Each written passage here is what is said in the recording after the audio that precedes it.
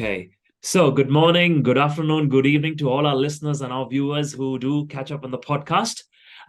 Today, I've got with me a very special guest from Klaus. Now, what is Klaus? What it does? We'll be discussing that during the podcast, but please welcome Mervi. Hi, Mervi. Hey, Amit. Thank you for having me.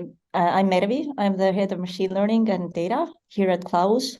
I lead a team of machine learning engineers and data scientists, and also BI reporting or like regular analytics. I can call it regular because it's a bit different than data science reporting.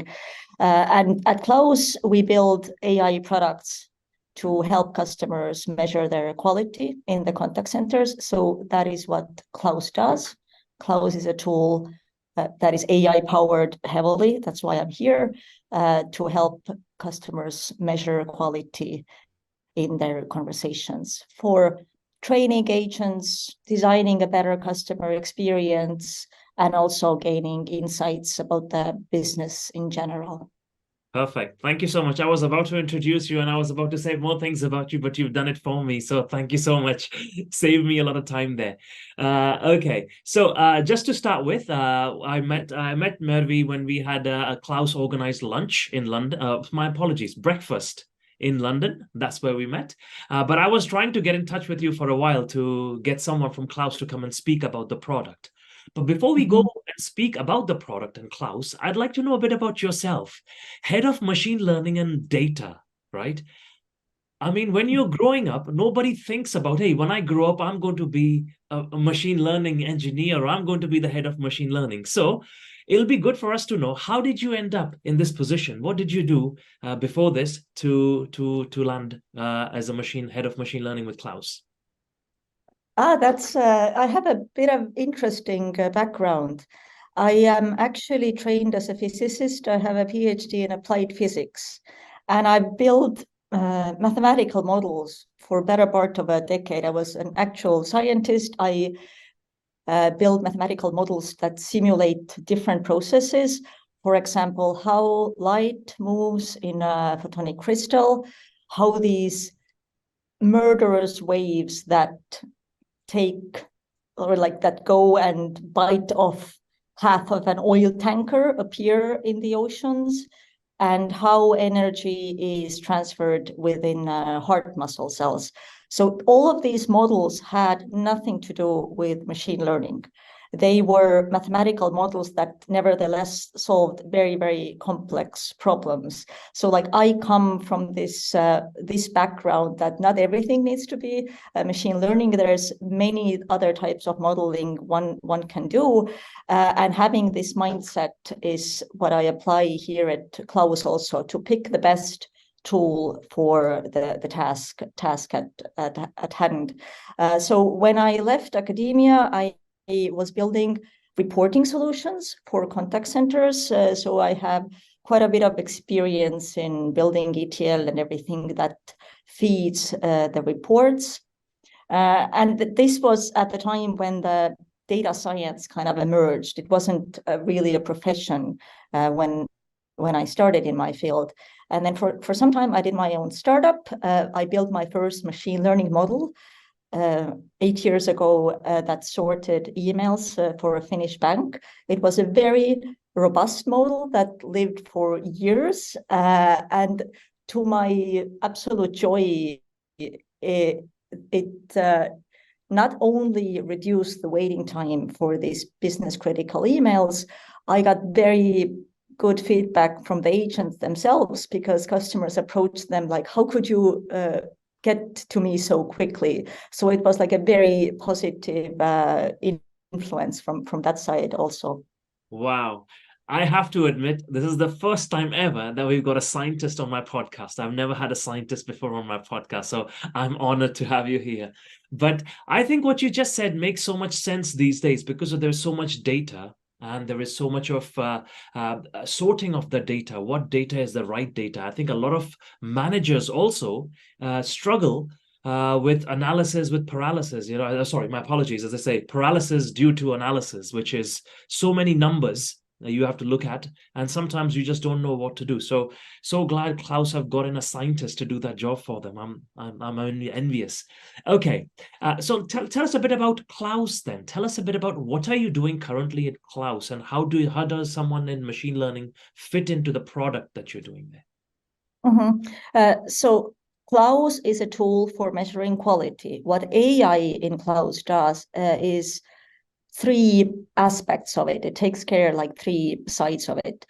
First of all, we have to keep in mind that when reviewing conversations or like assessing quality, no one can ever review 100% of the conversations. On average, only 2% get some kind of revision. And to think if 2% is big enough sample to base some decisions on, very often it's not. So the quality analysis can really be done or completely broken by how you build your sample.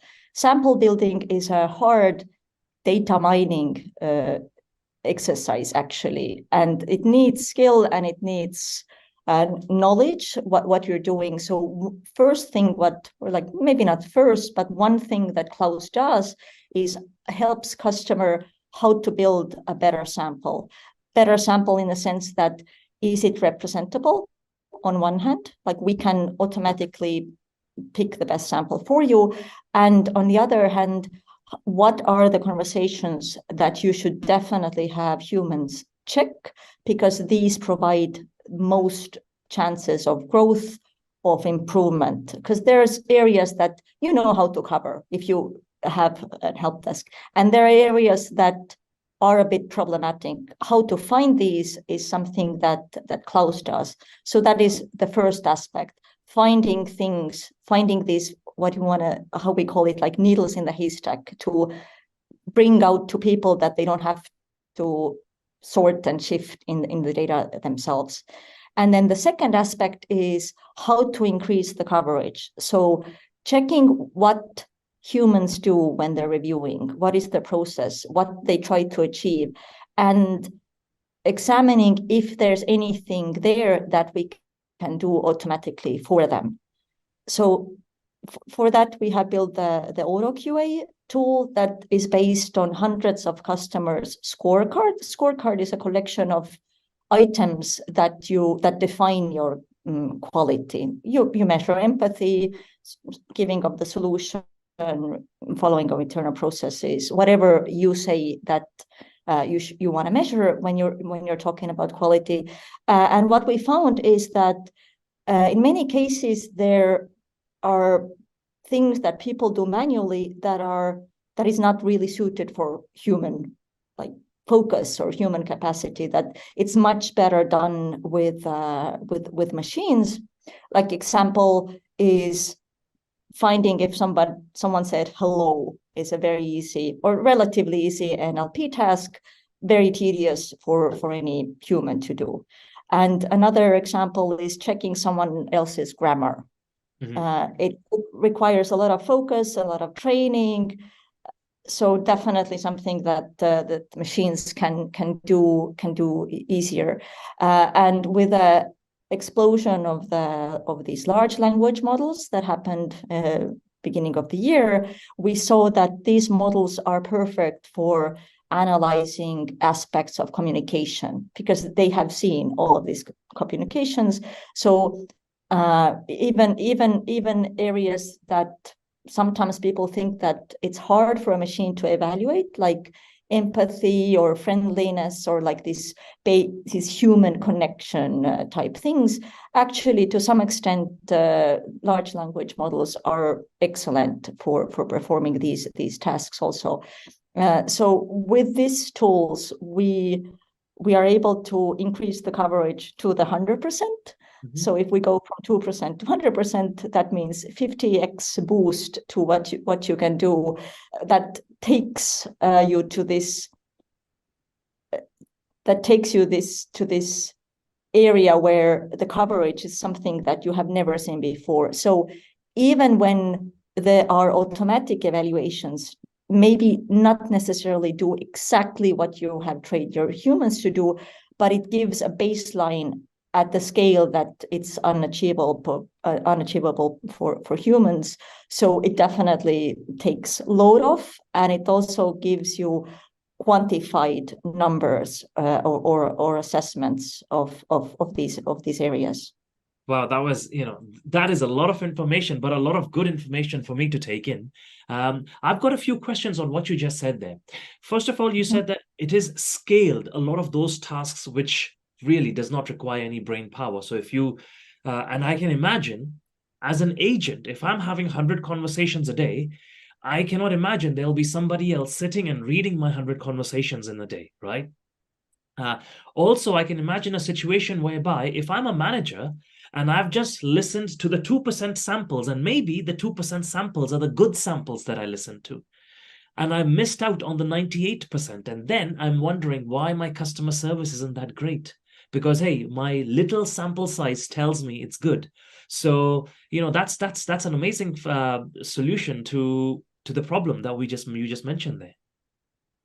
Yes, exactly. Like I see it a little bit like that. There's this nagging feeling that if you have only listened or read through this 2%, like what else is out there? What else could I be possibly missing? So these simpler tasks, or these things that we know how to measure automatically, that this is done. You have a ranking of all your agents in these areas. You can compare them, and then you can also decide where you want to dig deeper, where you definitely need to have someone checking manually. And it's not because machines cannot do it. Machines could also do that if you put the resources and effort to do anything can be automated, but it doesn't make sense. Because why it doesn't make sense is that ultimately machines don't decide what you need to do in order to change. So how to translate these I get data points into what should happen next is where humans are still needed. Machines don't change business processes. They don't set up coaching flows, etc. So like for this transition, it's still needed that someone with human cognitive abilities goes in and digests this material. I think we've arrived at this topic a bit earlier than I had planned, because I had these questions which I was going to ask you towards the later part of the podcast. But since we're mentioning it, we're mentioning human cognitive ability and machines here, I have to ask you this. Our listeners are customer service leaders, managers, directors, or even in some cases, supervisors and agents. One of the nagging feelings that when I speak to them, or one of the questions that we get very commonly from them is, how accurate is AI, or how accurate can machines be? What is your take on that if someone was to ask you? Because we know at the end of the day, it is a software, it is an algorithm, it is a machine. But then what should we be comparing it to when we say how accurate are machines? This is an excellent question. And in designing these automatic evaluators, how we approached this firstly was to see that we can always also measure the accuracy. So like, for example, we built the auto QA solution for these specific categories, evaluating empathy, solution tone, grammar, grading and closing, and now readability. These are all categories that we see people actually checking manually. So we have this human point of truth, like we have this ground truth that we can compare ourselves against, and that gives us sort of like a confidence how well this thing is performing overall. And actually with this going into this 100% coverage space, doing things automatically, it also means that you have to little bit adjust yourself to some different set of KPIs, like this. If you're in the statistical big space, then what does it mean to have this confidence interval? Because one thing when people always talk about, when they think about accuracy of machine learning, is the other aspect, do you also measure the accuracy of your different humans? Mm-hmm. Because often these things that are evaluated are very subjective. So from human to human, the differences can be also quite big. I always use this example as in a very simple task as sentiment analysis. is the communication positive or negative? Human benchmark at best is 80%. So on 80% of the cases, humans agree with other humans. So no machine can ever be better than that. So this is something that when measuring AI accuracy, this underlying human accuracy should be taken into account, and it obviously is never done because it's additional work. So that's why we have this 2-point measuring system. Like first, when we design a function or a feature, we compare to what people have done manually. And this is like one fundamental point that Klaus has, that we just don't want to do anything like let the machine decide. It has to be grounded to something that humans do, because only then you can say that you automate anything. Otherwise, it's just you let machines do whatever they want. You don't know what they're actually doing. And on the other hand, when you're using auto QA, for example, in Klaus, you can also track how our AI evaluations match what your specific people do. So you can have like this, we have a metric called acceptance rate, which is the number of evaluations that the humans agreed with. And if you can see that if this number is anywhere close to this magical 80%, which is as high as it can be, then you can basically, our machines do what your humans do. And then it's like, if you check that acceptance rate together with the massive scale that comes with automation, it can be that even 65 or 75% agreement or acceptance rate is pretty good enough if you can see 250 times boost from manual versus automatic. This is an actual number that we see in some of the customers, that this was the boost that we saw happened.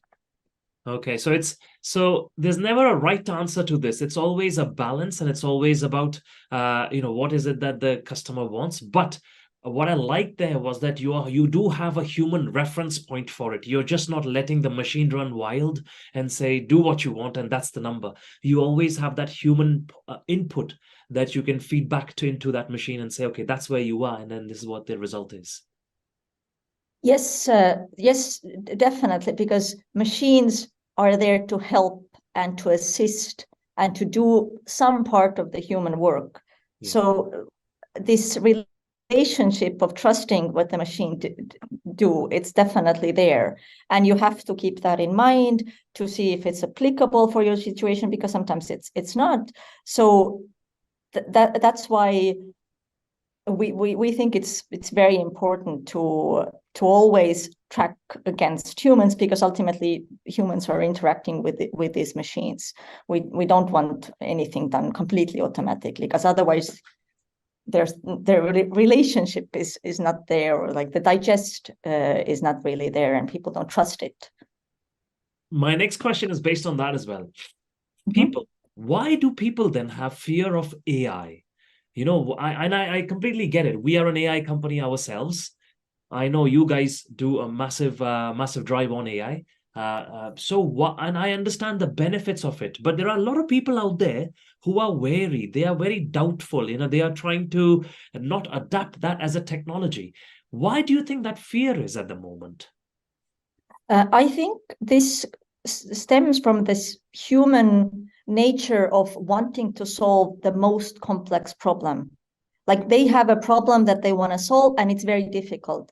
And then they think what if I could let machines do it? And often these very, very complicated problems are not suitable for machines at all. Because I always like to draw this example that you shouldn't give the power of decision to anything that has nothing to lose when they make a wrong decision. And this is what happens when you want machines to decide something, especially when we're talking in customer communication, agents' careers, their paths. If you negatively assess someone there, then maybe you shouldn't. But it's very easy to give like, this was okay with a machine. And then all of this, because negative assessments can have very bad impacts. Yeah. And these things you should always verify with a human, because there can be subjective reasons. Yeah.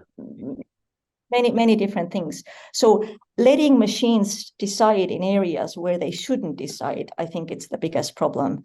And this accepting that machines don't do everything, they don't solve my core problem, but they solve maybe 65 or 75% of my bigger problem, therefore making it easier for me to do the rest is I think something that creates this uneasiness that I don't want to let machines to decide, because they shouldn't decide some things.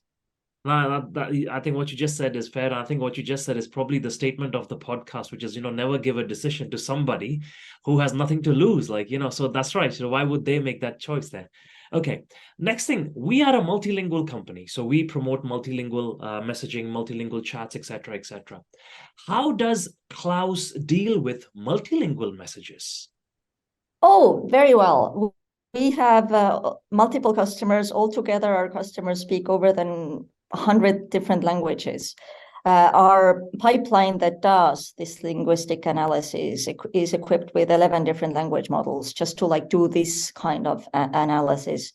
And we know that there are language differences, obviously, and we approach each language more or less in a separate kind of path when we do our assessment. And for example, these large language models, they are trained on multiple languages, and there are also measurements that say how well they perform in all of these 122 different languages. And it turns out that they perform reasonably well with 20 most popular languages and okay in 53 languages. And then the rest is not really there. So we are kind of realistic that some, obviously the most popular languages are better covered, and then the lesser ones are not that well covered. And that further emphasizes this fact that let the machine make a decision when it knows that it can be right and it doesn't negatively affect anyone. It doesn't penalize anything. To keep the machine operations in only these realms. Okay. No, thank you. But, I really appreciate your answers. Thank you so much for your time. But there's one last thing that we have to do, which I do with all my guests, okay? Which is we'll be doing would you rather questions. So I'm going to ask you 5 questions, would you rather, and just tell me what comes to your mind straight away, okay?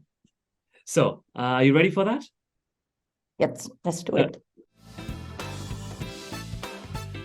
Okay, so my first question to you is, would you rather live in Narnia or go to school in Hogwarts? I would definitely live in Narnia. Oh, okay. So that's sorted.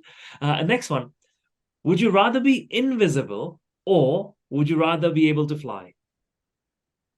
Oh, that's a difficult one. Oh, I think today I say that I want to fly. Today you want to. But I think that I might change my mind on some other days. Yeah, so Both I of think them are. I think one of the best replies I got to that one was I'd like to be invisible when I'm in work and fly out when I go out. So Oh, yes, conditional. Yes, definitely. uh, okay, the third question I have is, would you rather have lived 100 years in the future or 100 years in the past? I definitely want to live in the future, Future. 100 years in the future. I think I'm asking the wrong person this question. You're a physicist, you're into machine learning. Why would you choose the past? Okay. Fourth question. Would you rather win $1 million today or win $10 million in 10 years? I would also opt for getting the money in the future. Yeah. Okay. So you live 100 years in the future and get the money in the future. Okay. Yes, yes, yes. Right. And the last one, very last one. Would you rather live in a house with no electricity or no running water? Ooh, Given that I am in Estonia and it's -9 degrees, then I would choose electricity. Electricity. Okay. No, thank you. Thank you. Thank you for that. That was just a fun round. Thank you again, once again, for your time. It was amazing seeing you at the breakfast, and again for your time today as well. I really appreciate that. Thank you so much, Amit. It was very fun for me also. Thank you. Thank you for watching this video in our podcast series. Please do let us know in the comments whether you like the video or if you have any suggestions. We have an amazing list of guests lined up for you in the coming few weeks. Please do like and subscribe to our channel. Thank you and see you soon. Bye-bye.